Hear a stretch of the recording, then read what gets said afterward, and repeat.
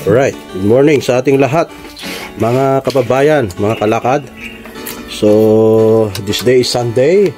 Wala tayong lakad sa ating trabaho. Kaya ito, prepare tayo. Gagawa tayo ng anong putahe ba yan? Dinakdakan. Oh yan, dinakdakan. Liempo. Yan, liempo. So, yung part na pinili natin, liempo. Suitable para sa dinakdakan. May laman, may taba. Oo. Makunat. Medyo hindi naman yata na na boil. Mas maganda kasi pag hindi ka boil kasi iihaw pa naman eh. Mas matamis yung karne. Ayan, hindi pala pwede kung matigas. i-overcook mo. Kaya kung malambot, mas maganda yung medyo fresh pa at makunat-kunat. Medyo manamis-namis ang labas. Ang magiging lasa nito, mga kalakad. So ayan, ni-slice lang natin tong karne. And then after this, ihaw na natin dito sa ating epic na lutuan. So ayan, oh. So kailangan yata natin ng uling dito. Yan na, yung kahoy na mismo. Ayan, kahoy. Alright. Ayan ang liempo natin. Sunday ng umaga. So, eto ay pangtanghalian na ito.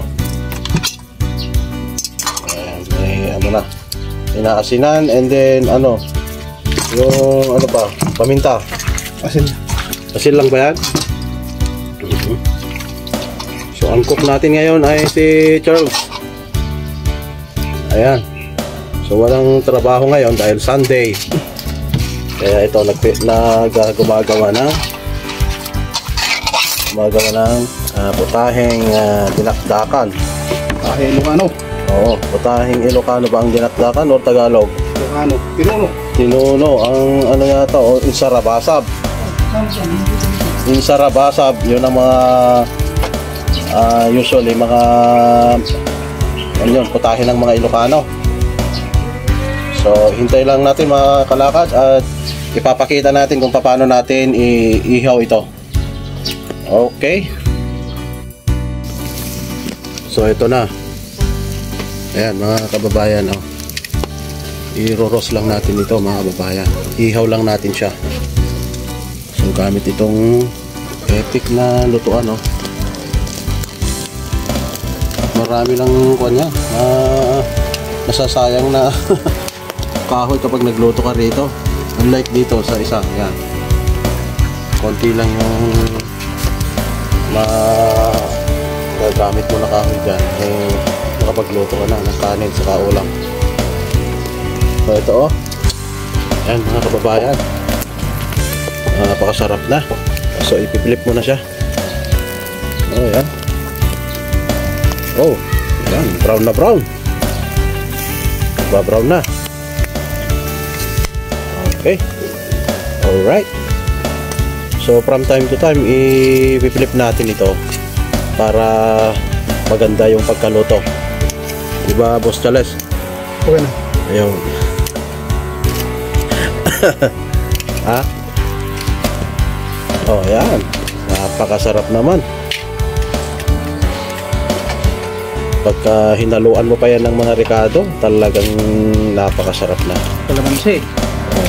So ito mga kababayan, pre-boiled na ito. So medyo partially na luto na yon. Kaya yan, kahit na bo-broil na lang natin ng bahagya, lutong-luto yan. So hindi yan magiging raw.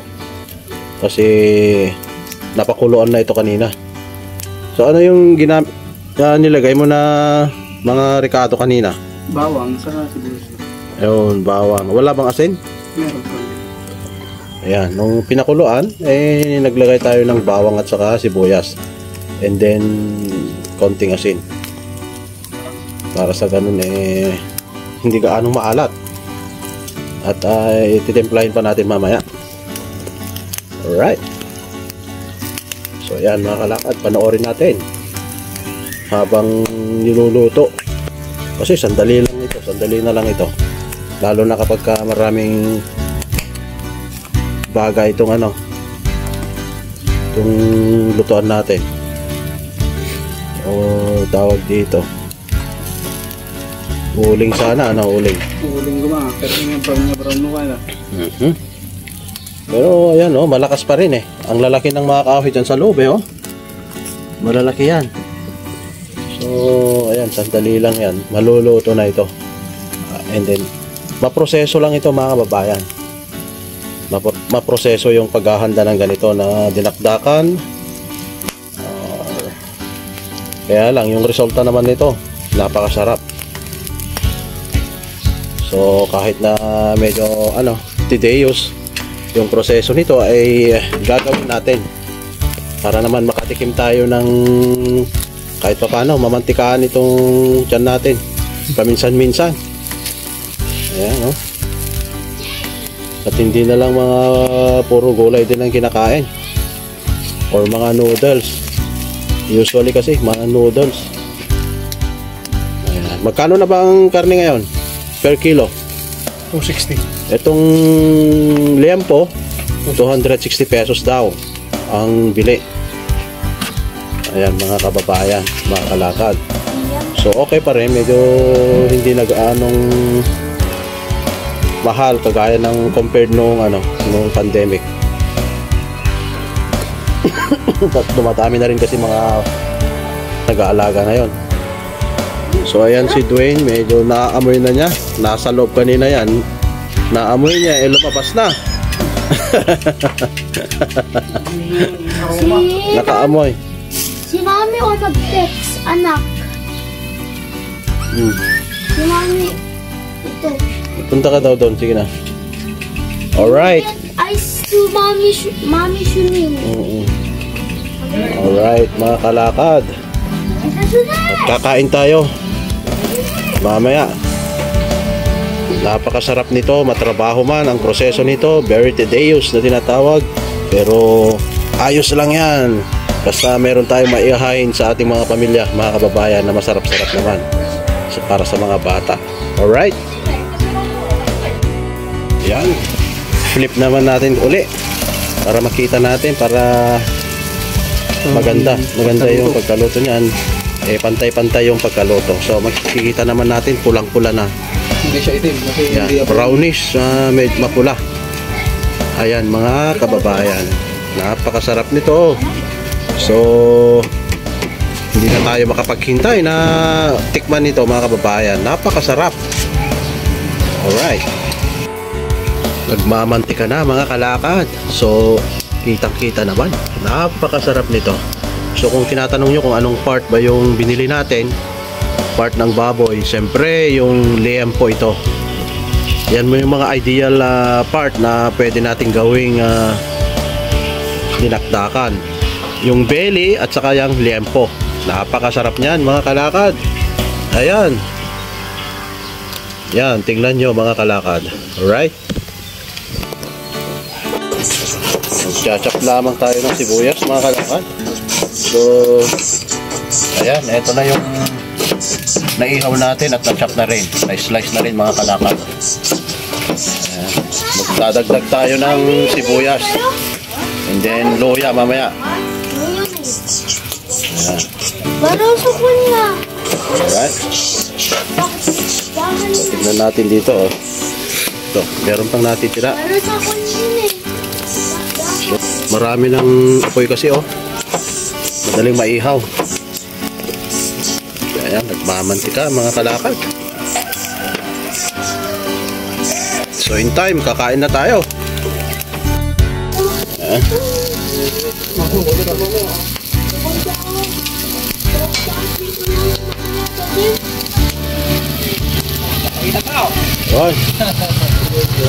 Alright. Galing sa church. Konti na lang mga kalakad at matatapos na yan. Ito na yung finished product natin na iba oh. So yan, tingnan nyo nga yung knife natin oh. Yung kitchen knife natin, napaka sharp mga kalakad. Ano yan, mga produkto ng Korea yata yan ano? product ng Korea, may nagtitinda rito sa amin, nag-online. North Korea or Napaka-sharp. Magkano bili mo dyan? Per kilo ba? Per kilo. Per kilo ang bili, pero tingnan nyo mga kalakad, napaka-sharp siya. Maganda yung talim niya. sa mga bili, North Korea or South Korea? Maganda yung... Ayan o. Ayan, kagandahan yan, stainless. Hindi mo na yan kailangan tanggalin yung kalawang pagka gagamit ka. Unlike yung knife ko rito na isa, from time to time hasahin mo every gamit. Hasahin mo kasi may kalawang. Pag hindi mo naman hinasa yon, mapupunta sa pagkain mo yung kalawang na. Ito, lilinisan mo lang ito, hindi nangangalawang oh. Ayan oh. Ayan mga kalakad. So, hintay lang tayo ng konti. Ayan, tatlo na lang. 3 piraso na lang natitira. Ano do? Yan o mga kalakad. Ayan mga kalakad, luya ang ilalagay natin dito. Murang-murang luya. Fresh na fresh yan, galing sa garden. Yung puno niya. Napakasarap niyan. Malasang malasa dahil fresh na fresh oh. Mura pa lang ito. Ayan. Ito yung puno niya oh. Pinagtanggalan. Hindi mo na kailangan balatan. Yan. Tatatarin lang yan. Then ihahalo natin doon. Then lalagyan natin ng kalamansi juice mamaya. Alright. Ayan na mga kalakad. With luya na yan oh. Murang-mura na luya. Napakasarap yan. Fresh na fresh from garden. Okay. Ayan. Kalamansi. Kalamansi. Masarap pa ang sarap. Diyan niya, wag dyan niya. Pagsasawat niya na. Ayun naman to. Ayan ang ating mga kalamansi. Para organic mga kalakad. Kalamansi ang ilagay natin. Ayan.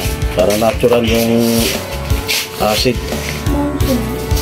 Ayan mga kalakad. Ito yun.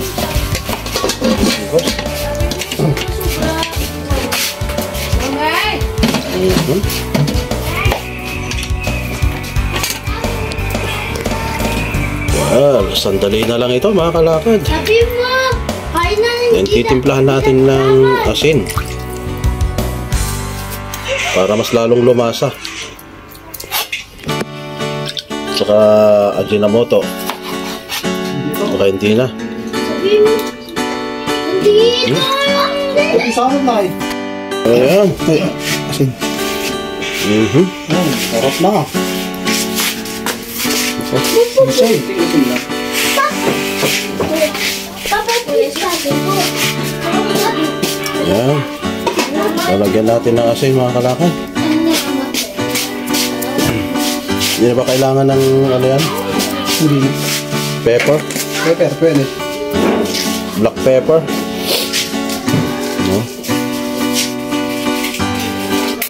And then syempre yung umami mga kalakad. Betchin. Ayan. Para mas maging malasa yan. Salo na yan. Betchin. Tinigtad mo. Ay naku ito. Then, ayan, paminta mga kalakad. Makakatulong yan para maging masarap ang ating ulam sa tanghali ito. Ngayong tanghali mga kalakad. So yan na. Alright. Mimix natin mamaya. Halo-haloin natin. And then, siyempre, ayan, yung kalamansi. Kalamansi yan. Para all natural. Aside from yung mga umami na nilagay natin mga kalakad. Ayan.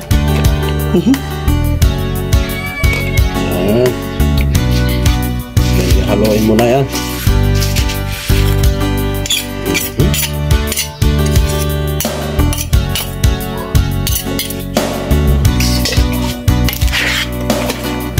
Ayan na. Haluin ng mabuti.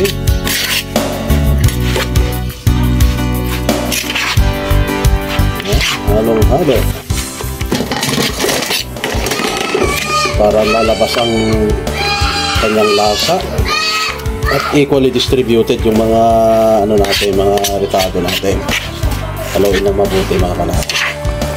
So ito hindi lutong Tagalog ito kasi hindi natin lalagyan ng utak. No? Pag yata mga yung dinakdakan yata yung may utak eh. Ayan eh, ano yan, tinuno. Yung sarabasab. Ayan. Inihaw, ito ang tinatawag na inihaw. Inihaw lang, hindi tayo naglagay ng utak kasi makolesterol yun mga kalakad. So kung meron tayong high blood, hindi maganda sa ating katawan yun. Alright.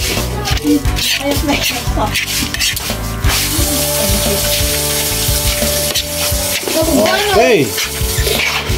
Epic na epic, quality na ulam mga kalakad ngayong tanghali. Tama-tama sana kung meron pa tayong sabaw. Ayan. Anong masasabi mo dyan, Charles? Okay na. Okay na ba yan? Okay na? Mabaliin na. Okay na. Dapat may sabaw pa, no? Alright. Tikman mo para malaman natin kung talagang okay na. Kung tama na yung nilagay nating mga asin, yung umami. Ayos yan. Napakasarap mga kalakad. Ayun. Pwede na tayong kumain.